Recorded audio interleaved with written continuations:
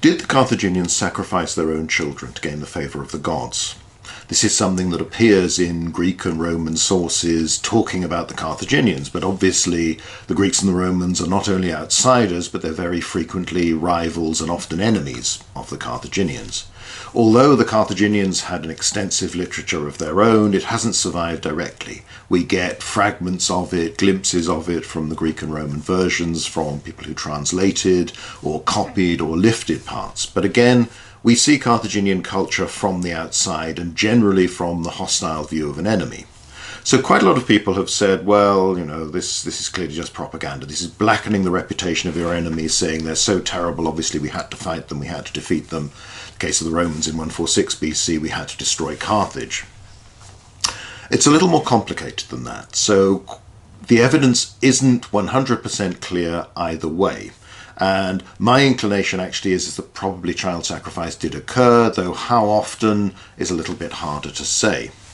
So it's there in the sources, and obviously it reflects biblical sources as well, talking about the Phoenicians. Now, that's another issue as to what extent there's evidence there. Certainly by the period of the conflict between Rome and Carthage, there's not any trace that Phoenicians are still doing this sort of thing. However, one of the earliest sites, probably the earliest site, is a temple, the Tanit at Salambo, dedicated to Baal Hamon, to Tanit, and here lots of burials were found. Within urns were the remains, often cremated, of animals, but also infants. And it does rather look as if many of these are very, very young. The proportion of animals as opposed to human infants actually decreases as time goes on. In the later period, in the 2nd century BC, perhaps around about the time of the Third Punic War, though it's very hard to date these things precisely, then there seem to be more children. So the argument basically runs like this. From those fragmentary remains, again, you've got the traces of bone left after cremation. You can't actually tell whether the child in question, or indeed the animal in question, died of natural causes or was sacrificed, throat cut, whatever it might be, and then offered to the gods as a sacrifice. Now, obviously, we'd assume in the case of the animals that they haven't just waited for an animal, a lamb or whatever, to die of natural causes and then given it to the god and goddess. Many of the people who study the Carthaginians, you know, I think it's in the comments they mentioned Richard Miles' good book on the subject, he's inclined to dismiss that. He sees this very much an outsider view that's blackening the reputation of the Carthaginians. The bones of those infants are there, but the argument against it being sacrificed would be infant mortality was incredibly high in the ancient world, and that these children are then dedicated to the gods after their death. So these are children that have already died, and the parents decide, perhaps as a way of coping with this, that, oh well, they've gone to go with they've gone to heaven effectively, they've gone to the god and the goddess. They'll be having a better experience, a better sense of life, perhaps the wrong word, but some sense of that. We don't understand enough of Carthaginian Punic religion, as indeed religion in the ancient world in general, know exactly how people would visualize it. That's fine. One of the groups that are underrepresented in every society, archaeologically, in terms of burial practices, tend to be the very young. The paradox being, of course, is that all the assumptions are that infant mortality is so staggeringly high in the ancient world, though again estimates tend to have an awful lot of guesswork and conjecture within them, and therefore where do the remains of these children go? They don't appear in the major burial sites in anything like the numbers and proportions that we think they should.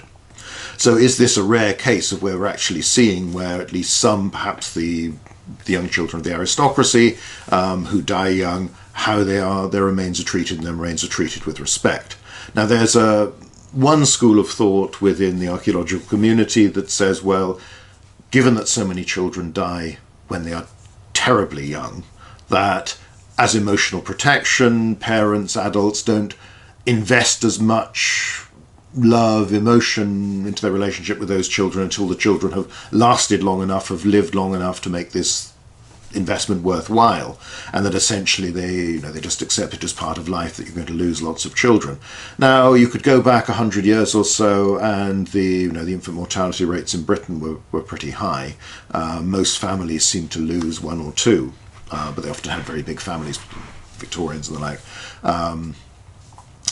However, the Victorians also were incredibly sentimental about children. So I'm not sure I buy this, and I would say my biggest argument against this is to look at tombstones like this one from Corbridge, from Hadrian's Wall, where you have a child that lived only a matter of years, months and days, and yet is commemorated at considerable expense, with the sculpture, the relief, the depiction of the child being very much like a child's drawing. I've talked about this this one before, and I will again, because it always, you feel these are parents who are genuinely deeply sorrowful at the loss of this youngster. So I don't buy the idea that human beings, even in conditions where death is far more common than it is today, don't have any emotions at all. However, whether obviously the bones of infants will decay, will disappear from the record far more readily than the larger bones of adults, so they might just, in many cases, the soil has simply caused them to dissolve and they're not there anymore, that's why we don't find them.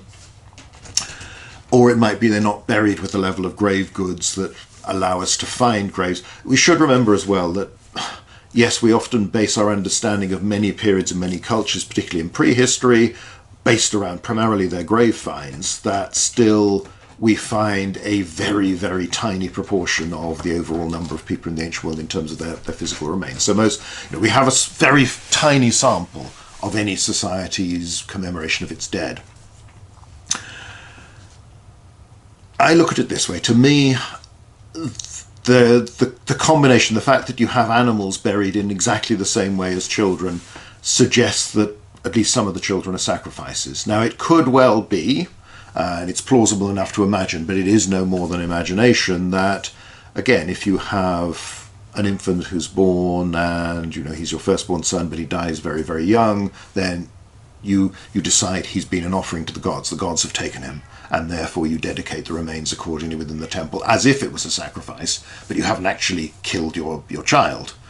On the other hand, the idea of sacrifice, the idea of offering something, of offering the pick of the animals, the produce to the gods to ensure their favour, to ensure continued productivity, fertility, all these things, is a somewhat alien concept to most of us in the modern world. Not entirely, but it's one of those ideas we're less familiar with, and we're certainly Westerners.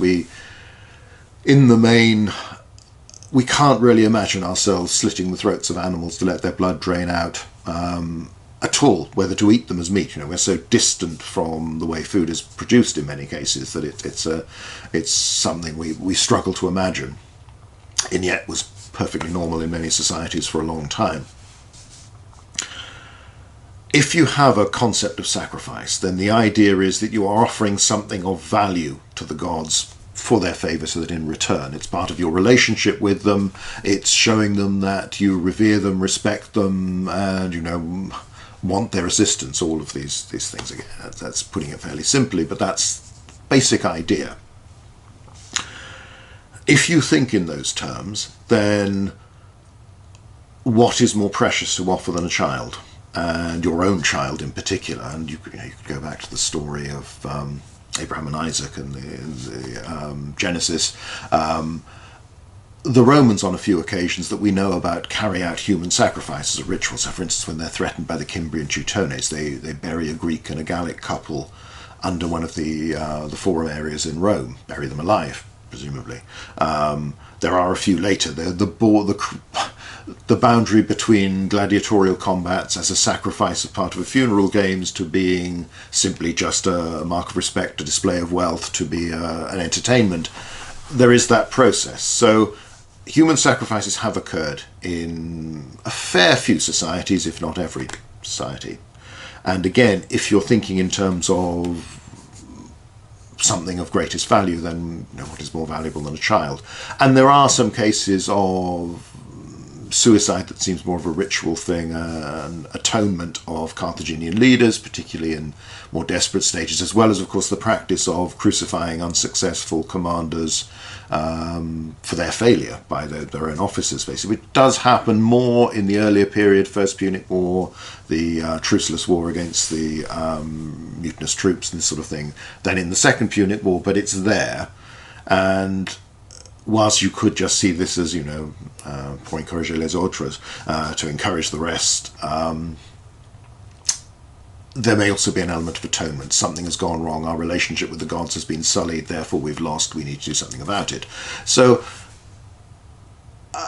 it would seem odd to me to bury your children in a temple alongside animals and to do it in the same fashion. The containers they're put in, the ceramics, the vases, the amphorae, the way it's done, the cremation, all seems very similar.